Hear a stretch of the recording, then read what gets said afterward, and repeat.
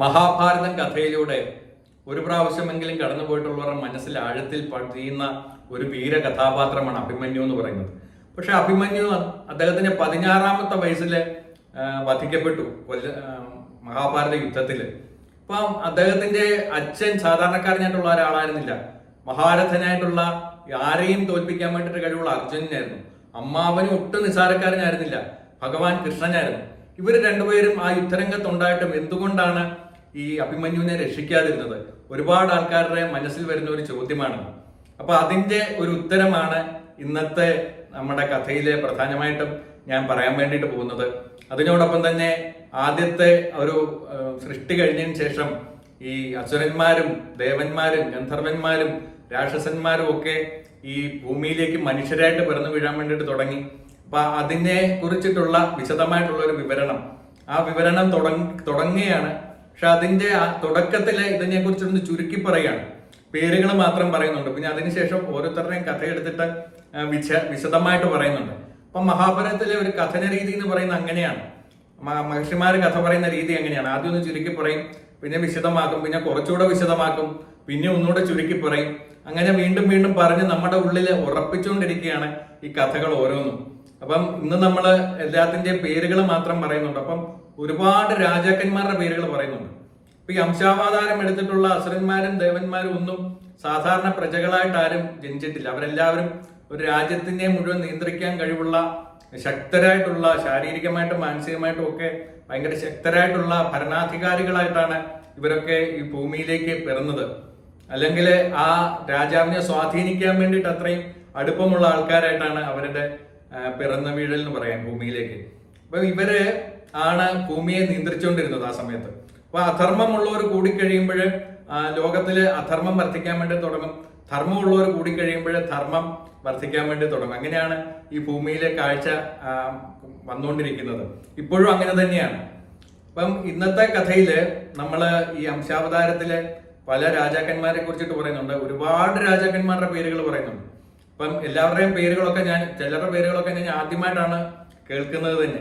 അപ്പൊ ഇന്ന് എനിക്ക് സുപരിചിതമായിട്ടുള്ള കുറച്ച് ആൾക്കാരുടെ പേരുകൾ ഒരുപക്ഷെ നിങ്ങൾക്കും വളരെ സുപരിചിതരായിട്ടുള്ള ആൾക്കാരാണ്. അവരെ കുറിച്ചിട്ട് ഒരു പരിചയപ്പെടുത്തലാണ് ഇന്നത്തെ നമ്മുടെ വീഡിയോയിൽ വരുന്നത്.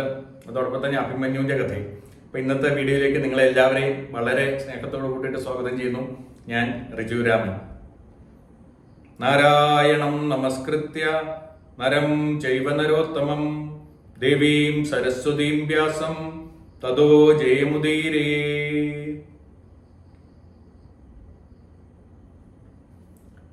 മഹാഭാരതം അല്ലെങ്കിൽ ഭാഗവതം വായിച്ചിട്ടുള്ളവരുടെ ഒക്കെ മനസ്സിൽ ആഴത്തിൽ പതിഞ്ഞിട്ടുള്ള ഒരു വലിയ കഥാപാത്രമാണ് ജരാസന്ധൻ. കൃഷ്ണൻ ഭഗവാനെ ഏറ്റവും കൂടുതൽ വധിക്കാൻ വേണ്ടിയിട്ട് ശ്രമിച്ചിട്ടുള്ള ഒരു കഥാപാത്രമാണ് ഈ ജരാസന്ധൻ എന്ന് പറയുന്നത്. ആ ജരാസന്ധൻ വിപ്രജിത്തി എന്ന് പറയുന്ന ഒരു അസുരന്റെ അംശാവതാരമാണ്. അതോടൊപ്പം തന്നെ ശിശുപാലനെ കുറിച്ചിട്ട് നമുക്ക് എല്ലാവർക്കും അറിയാം. ശിശുപാലന്റെ ഒക്കെ കഥകള് വിശദമായിട്ട് വരുന്നുണ്ട്. അത് ഹിരണ്യകശിപുവിന്റെ അംശാവതാരമായിരുന്നു. ഹിരണ്യകശിപുവിനെ കുറിച്ചിട്ട് നമുക്ക് എല്ലാവർക്കും അറിയാവുന്നതാണ്. അദ്ദേഹത്തിന്റെ അംശാവതാരമായിരുന്നു ശിശുപാലൻ. അതോടൊപ്പം തന്നെ പ്രഹ്ലാദന്റെ സഹോദരനായിട്ടുള്ള സംഹ്ലാദൻ എന്ന് പറയുന്ന അസുരന്റെ അംശാവതാരമാണ് ശല്യർ എന്ന് പറയുന്ന കഥാപാത്രം. ആ ശല്യരെ കുറിച്ചിട്ട് നമ്മൾ പിന്നീട് വിശദമായിട്ട് വരുന്നുണ്ട്. ഈ പറയുന്ന കഥാപാത്രങ്ങളെ കുറിച്ചിട്ടൊക്കെ പിന്നീട് നമ്മൾ വിശദമായിട്ട് കേൾക്കുന്നുണ്ട് ഇതിൽ. അപ്പൊ ഭഗദത്തൻ എന്നും പറഞ്ഞൊരു രാജാവ് ഉണ്ടായിരുന്നു.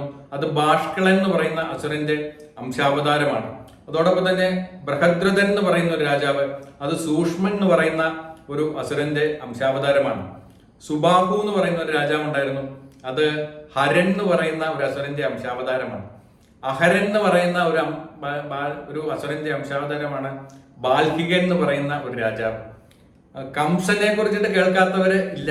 നമുക്ക് മഹാഭാരതവും ഭാഗവതവും ഏതെങ്കിലും രീതിയിൽ പരിചയപ്പെട്ടിട്ടുള്ളവരുടെ ഒക്കെ മനസ്സിൽ കംസൻ എന്ന് പറയുന്ന കഥാപാത്രം അത്രയും ആഴത്തിൽ പതിഞ്ഞിട്ടുണ്ട്. കൃഷ്ണനാൽ വധിക്കപ്പെട്ട രാജാവാണ് അദ്ദേഹം. കാലനേമി എന്ന് പറയുന്ന ഒരു ശക്തനായിട്ടുള്ള ഒരു അസുരന്റെ അംശാവതാരമായിരുന്നു. അതോടൊപ്പം തന്നെ ദേവന്മാര് ഇവിടെ അംശാവതാരം എടുത്തിട്ടുണ്ടായിരുന്നു. അതില് ഈ പാണ്ഡവരുടെയും കൗരവരുടെയും അസ്ത്രവിദ്യകൾ പഠിപ്പിച്ചിട്ടുള്ള ഗുരുവായിട്ടുള്ള ദ്രോണാചാര്യര് ബൃഹസ്പതി എന്ന് പറയുന്ന ദേവഗുരുവിന്റെ അംശാവതാരമായിരുന്നു. അതോടൊപ്പം പക്ഷെ അദ്ദേഹത്തിന്റെ മകനായിട്ടുള്ള അശുദ്ധാത്മാവ് അശ്വത്ഥാത്മാവിനെ കുറിച്ചിട്ട് എല്ലാവർക്കും അറിയാം, ഇപ്പം പ്രത്യേകിച്ചും അറിയാം. നമ്മുടെ പുതിയ സിനിമ റിലീസായതിനു ശേഷം കൽക്കി എന്ന് പറയുന്ന സിനിമയ്ക്കകത്ത് അശ്വത്ഥാത്മാവിനെ കാണിക്കുന്നുണ്ട്. അപ്പൊ അശ്വത്ഥാത്മാവ് ദേവാന്തകന്മാർ എന്ന് പറയുന്ന അസുരന്മാരുടെയും അതോടൊപ്പം തന്നെ കാമക്രോധങ്ങളുടെയും ഇത് രണ്ടും കൂടി ചേർന്നുകൊണ്ടുള്ള അവരുടെ അംശാവതാരമാണ് അശ്വത്ഥാത്മാവ് എന്ന് പറയുന്നത്. അശ്വത്ഥാത്മാവ് ചെയ്ത ക്രൂരകർമ്മങ്ങളൊക്കെ പിന്നീട് നമ്മള് ഭാവിയിൽ അതിലേക്ക് വരുന്നുണ്ട് നമ്മള്. അതോടൊപ്പം തന്നെ മഹാഭാരതം കഥയിലെ ഏറ്റവും ശക്തനായിട്ടുള്ള, എല്ലാവർക്കും ആരാധന തോന്നുന്ന ശക്തനായിട്ടുള്ള ഒരു കഥാപാത്രമാണ് ഭീഷ്മർ. ഭീഷ്മർ നമ്മൾ അഷ്ടവസുക്കളെ കുറിച്ചിട്ട് ഇന്നലെ കേട്ടിട്ടുണ്ടായിരുന്നു. അഷ്ടവസുക്കളിലെ 8ാമത്തെ വസുവായിട്ടുള്ള പ്രഭാസന്റെ അംശാവതാരമാണ് ഭീഷ്മർ എന്ന് പറയുന്നത്. അപ്പൊ കൃപർ എന്ന് പറയുന്ന ശക്തനായിട്ടുള്ള ഒരു പോരാളി ഉണ്ടായിരുന്നത് രുദ്രന്മാരുടെ അംശാവതാരമാണ്. വായുവംശത്തിലാണ് സ്വാത്വികി എന്ന് പറയുന്ന യദുകുലത്തിലുള്ള ശക്തനായിട്ടുള്ള ഒരു രാജാവിന്റെ ജനനം നടന്നിട്ടുള്ളത്. ദ്രുപദ രാജാവും ഈ വായുവംശത്തിലാണ്. കൃതവർമ്മ എന്ന് പറയുന്ന ശക്തനായിട്ടുള്ള ഒരു രാജാവ് ഉണ്ടായിരുന്നു, അതും വായുവംശത്തിലാണ്. ഗന്ധർവ രാജാവായിട്ടുള്ള ഹംസൻ എന്ന് പറയുന്ന ഒരു ഗന്ധർവ രാജാവ് ഉണ്ടായിരുന്നു. ആ ഗന്ധർവ രാജാവിന്റെ പുനർജന്മമാണ് ധൃതരാഷ്ട്രർ എന്ന് പറയുന്ന ഈ കൗരവരുടെ അച്ഛനായിട്ടുള്ള ധൃതരാഷ്ട്രരുടെ അംശാവതാരം, ധൃതരാഷ്ട്ര അംശാവതാരമായത് അല്ലെങ്കിൽ ഗന്ധർവ രാജാവായിട്ടുള്ള ഹംസന്റെ അംശാവതാരമാണ് ധൃതരാഷ്ട്രർ. അതുപോലെ തന്നെ ശക്തനായിട്ടുള്ള ഒരു ഗന്ധർവ രാജാവിന്റെ അംശാവതാരമായിരുന്നു പാണ്ഡു. അത്രി മഹർഷിയുടെ അംശാവതാരമായിരുന്നു വിതുരർ. ദുര്യോധനൻ കലിയുടെ അംശാവതാരമാണ്. കലിയുടെ ലക്ഷണങ്ങൾ എന്തൊക്കെയാണെന്ന് അറിയണമെങ്കിൽ ദുര്യോധനന്റെ സ്വഭാവം നോക്കിയാൽ മതി. കലി എന്തൊക്കെയാണ് കലിയുടെ സ്വഭാവങ്ങൾ എന്ന് അറിയാൻ വേണ്ടിയിട്ട്. ഇനിയും ഈ 101 പുത്രന്മാരാണ് ഈ കൗരവരായിട്ട് അറിയപ്പെടുന്നത്. അതിലെ പുലസ്ത്യന്റെ മക്കളായിട്ടുള്ള രാക്ഷസന്മാരാണ് ഈ കൗരവരായിട്ട് ജനിച്ചത്. അത് അവരുടെ മുഴുവൻ ആൾക്കാരുടെയും പേരുകൾ നമ്മൾ ഈ പുസ്തകത്തിൽ പറയുന്നുണ്ട്. പക്ഷെ അത് പറയാൻ പോയി കഴിഞ്ഞാൽ ഒരു ലിസ്റ്റ് നോക്കി വായിക്കുന്നത് പോലെ ആയി പോകും. അതുകൊണ്ട് അതിലേക്ക് ഞാൻ കിടക്കുന്നില്ല. ദുശാസനൻ യുയുത്സു മുതലായിട്ടുള്ള ആൾക്കാരാണ്. അപ്പൊ അതൊക്കെ നമ്മൾ ഇടയ്ക്കിടയ്ക്ക് അവരുടെയൊക്കെ പേരുകളിലേക്കൊക്കെ വരുന്നുണ്ട് ഇടയ്ക്കിടയ്ക്ക്. അപ്പം ഈ രാക്ഷസന്മാരായതുകൊണ്ട് തന്നെ ഇവർക്കൊക്കെ എത്രയൊക്കെ വേദങ്ങളും അതുപോലെ തന്നെ അറിവുകളും ഒക്കെ കിട്ടിയെങ്കിലും അവരുടെ ബേസിക് ആയിട്ടുള്ള സ്വഭാവത്തിൽ അവർക്ക് മാറാൻ വേണ്ടിയിട്ട് പറ്റില്ല. രാക്ഷസ ജന്മങ്ങളായതുകൊണ്ട് അവർക്ക് ഈ ദുഷ്ടത്തരം ചെയ്യാൻ മാത്രമേ സാധിക്കുന്നുണ്ടായിരുന്നുള്ളൂ എന്നാണ്. അപ്പം അവരങ്ങനെ ദുഷ്ടന്മാരായിട്ട് ഉള്ള പ്രവർത്തനങ്ങളിലേക്ക് വരാൻ വേണ്ടിയിട്ടുള്ള കാരണം അവരുടെ അംശാവതാരം അങ്ങനെ ആയതുകൊണ്ടാണ്. അവർക്ക് അങ്ങനെയുള്ള കർമ്മങ്ങളെ അവർക്ക് അനുഷ്ഠിക്കാൻ വേണ്ടിയിട്ട് പറ്റുള്ളൂ. അതിനോടൊപ്പം തന്നെ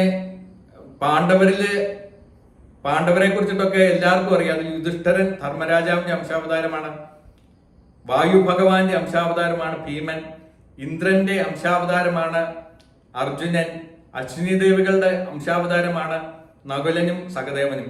അപ്പൊ ഇതിന്റെയൊക്കെ കഥകൾ വളരെ വിശദമായിട്ട് നമ്മൾ ഉടനെ തന്നെ കേൾക്കും. എങ്ങനെയാണ് ഇവരുടെ അവതാരം ഉണ്ടായെന്നൊക്കെ. അപ്പം എല്ലാവരും അംശാവതാരങ്ങളൊക്കെ നടത്തി. അപ്പൊ ചന്ദ്രൻ ഒരു മകനുണ്ടായിരുന്നു.